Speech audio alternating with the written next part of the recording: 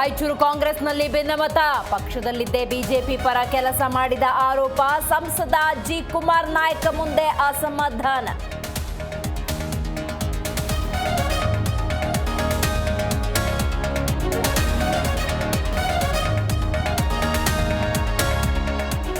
ಬಹುಕೋಟಿ crypto currency ಹಗರಣ.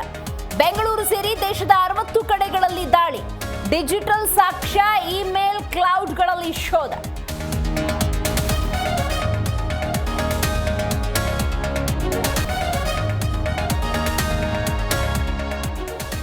Gas cutter ಬಳಸಿ ಎಟಿಎಂಗೆ ಕನ್ನ.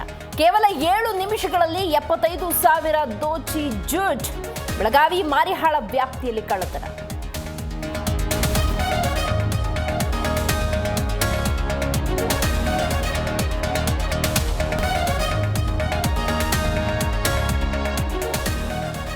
ಮಹಾಕುಂಭ ಮೇಳಕ್ಕೆ ಜನಸಾಗರ. ಅಹಿತಕರ ಘಟನೆ ನಡೆಯದಂತೆ ಬಿಗಿ ಭದ್ರತೆ. ಸಂಗಮದಲ್ಲಿ ಮಿಂದೆದ್ದ 64 ಕೋಟಿಗೂ ಹೆಚ್ಚು ಭಕ್ತರು.